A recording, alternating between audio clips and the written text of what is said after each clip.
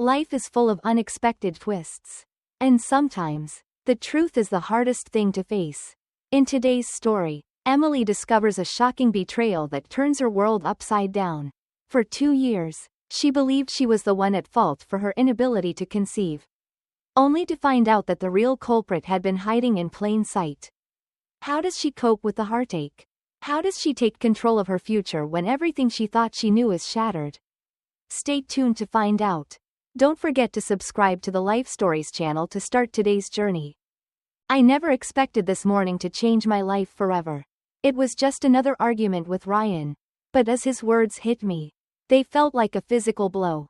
His voice, sharp and defensive, was hard to ignore, and his hand tightened around his coffee mug as he said, "I just think we should wait a few more years before trying for a baby." My breath caught in my throat as I stared at my untouched plate. The eggs and toast staring back at me, mocking my inability to digest what he had just said. I am Emily, 33 years old, and I have always prided myself on my ability to teach, to connect with my students, and to nurture them through their own emotional growth. But what about my own growth? What about the family I had dreamed of building with Ryan? Why was I still sitting here, on the edge of my seat, hoping for something that seemed just out of reach?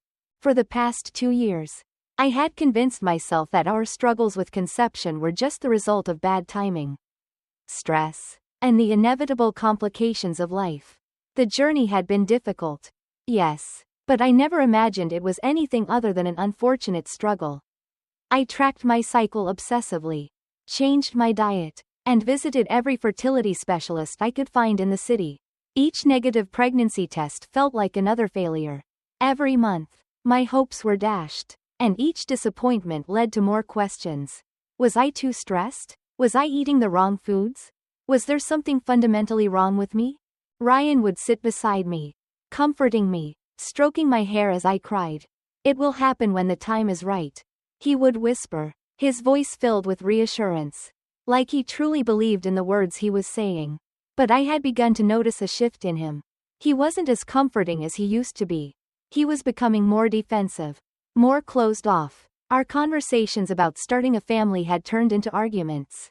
And no matter how hard I tried to understand, his distance seemed to grow. That morning, when he snapped at me, something in his reaction felt different. It wasn't just frustration over the topic, but something darker, something hidden. I couldn't put my finger on it at the time, but I knew something was wrong. I tried to shake it off, to ignore the gnawing feeling that was building inside me. After all, it was just another argument, right? But I couldn't let it go. Not this time. Later that afternoon, I decided to tackle the mess in our attic. The doctor had recommended that I stay busy to help manage my anxiety, and I desperately needed a distraction. As I rifled through old boxes, I came across a dusty storage container marked 2022 tax docs. It looked so ordinary, like nothing of importance. But as I lifted the lid, something inside caught my eye. Ryan's name on a manila folder. My heart skipped a beat. I wasn't sure why, but I felt compelled to open it. As I pulled out the document, my hands started trembling. The letterhead read Austin Medical Center, and the date on the letter was March 15, 2022, exactly 8 months before our wedding. It confirmed that Ryan had successfully undergone a vasectomy. My breath caught in my throat, and for a moment, the world seemed to tilt. The crumpled paper shook in my hands as 2 years of guilt, self-blame, and heartache came crashing down on me. Ryan had known. He had known all along. Through every doctor's appointment, every negative test, every tear-filled night, he had known that it was impossible for me to conceive. And yet, he let me believe it was my fault. He watched me tear myself apart emotionally and physically. And he kept his secret buried deep inside. The rage that filled me was like nothing I had ever felt before. It wasn't just anger, it was a cold, calculated fury that chilled me to my core. I carefully smoothed out the paper, trying to steady my shaking hands. I didn't know what to do next, but I knew this wasn't something I could ignore. I put the letter back exactly where I had found it, as if nothing had changed. But everything had changed. I went downstairs, made myself a cup of tea, and sat down at the kitchen table. staring into the cup as my mind raced. I had been living a lie. For 2 years, I had blamed myself for something that wasn't my fault. I thought about all the times Ryan had comforted me during those doctor's appointments. When I was sure the problem was me, I thought about all the money we had spent, on fertility treatments, on specialists, on endless tests, all for nothing. Ryan had watched me suffer, all the while knowing the truth. When my phone buzzed, it was a message from him. "I'm sorry," I snapped. "Let's talk when I get home. Love you." My hands shook as I read his words. Even now, he was still playing the part of the loving husband. He had no idea what I had found. But he was about to. I wasn't sure how to handle this. How to confront him. I knew I couldn't just walk up to him and accuse him. Ryan was clever. He was manipulative. And if I showed my hand too soon, he'd find a way to twist this.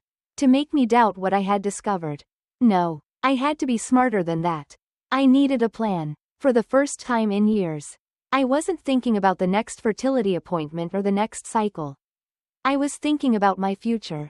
About what I needed to do to take back control of my life. Ryan had stolen that from me. And now it was time to reclaim it. The days after I discovered the vasectomy letter were the longest of my life. Ryan had no idea what I knew. And I had to play my part carefully. I went about my daily routine, pretending everything was normal. I made him breakfast in the mornings, listened to his stories about his work, and even smiled at the right times, nodding in all the right places.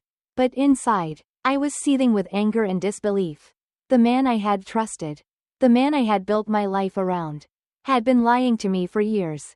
After the shock of my discovery settled, I knew that confronting him right away would be a mistake.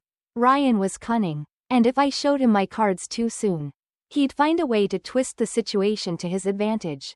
I had to be smarter than that. I needed to make a plan, one that would ensure he couldn't manipulate the situation anymore. I started by reaching out to Sarah, my college roommate, who had become a financial advisor. Sarah had helped another friend through a messy divorce the previous year. And I knew she could guide me. She was practical, grounded, and knew how to handle situations like mine. We met the next day for coffee. And as I filled her in on the situation, her face grew darker. "You need to be prepared," she said, her voice steady but filled with concern. "Ryan's been hiding things from you. The financial side of this is much worse than you think." I hadn't even considered the financial aspect. But as she explained it, it made sense. Ryan had been moving money around between accounts for months, small amounts that wouldn't raise any red flags. But they added up. I could hardly believe it. He had been manipulating me emotionally and financially, all while pretending to be the supportive husband who was just as frustrated as I was about our inability to conceive. I left that meeting with a plan. Sarah advised me to start gathering financial documents and to keep everything well documented for the upcoming divorce proceedings. She also recommended that I consult with a divorce lawyer, someone who specialized in cases like mine. She gave me the name of Patricia Walker, a well-known lawyer in Austin who had a reputation for handling high-stakes divorces. The next day, I called Patricia's office and scheduled a meeting. I was nervous, but I knew I had to take this step. The thought of divorce felt foreign to me, but it was the only option left. I needed to regain control of my life, and I wasn't going to let Ryan continue to manipulate me. When I met with Patricia, she wasted no time getting to the heart of the matter.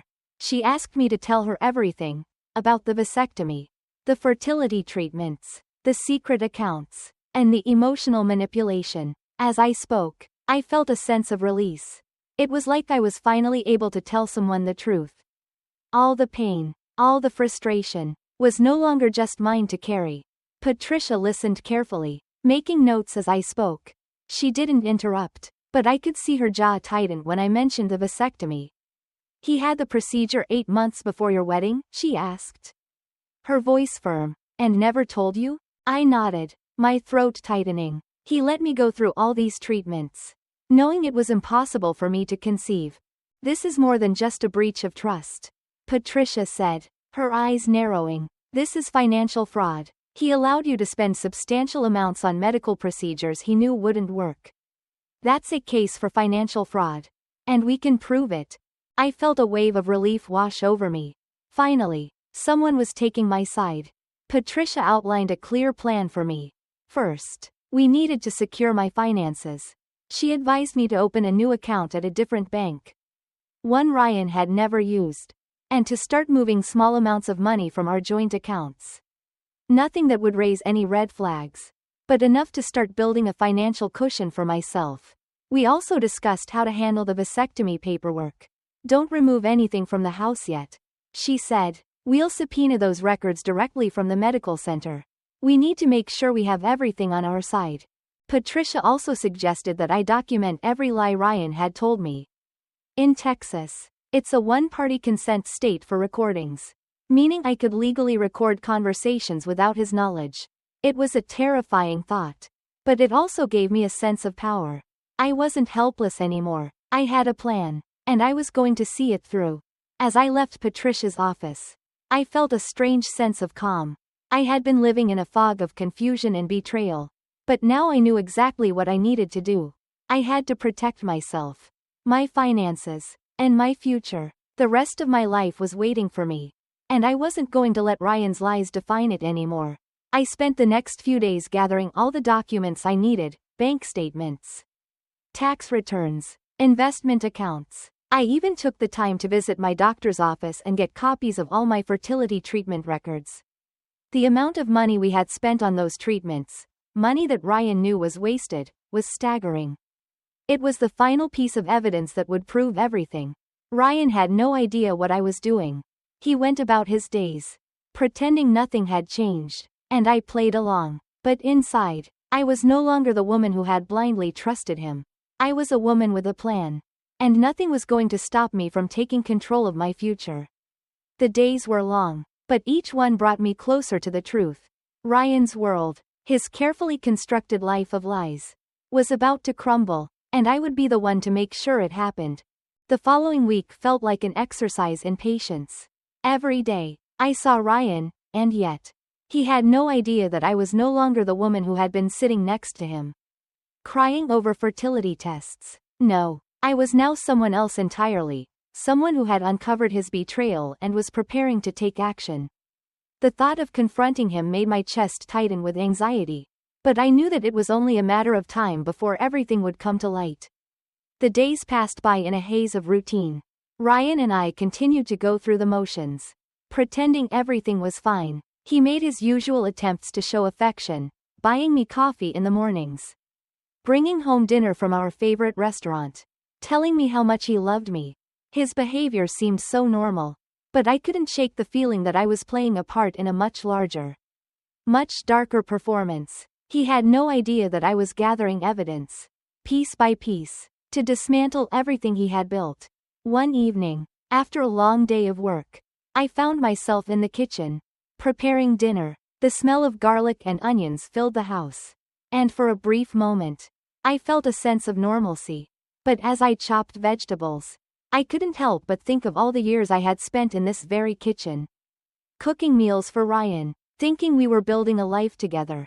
And now, all I could think about was the deceit that had been festering under our roof. Hidden behind every smile, every comforting touch, every shared plan for the future.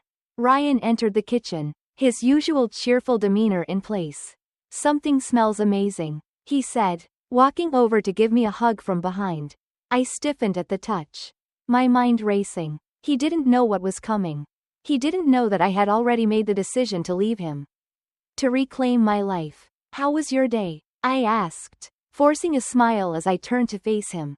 He talked about work, about a new development project he was involved in. But I wasn't listening. I was too focused on the plan I had been building in the back of my mind. As we sat down to dinner, I carefully steered the conversation.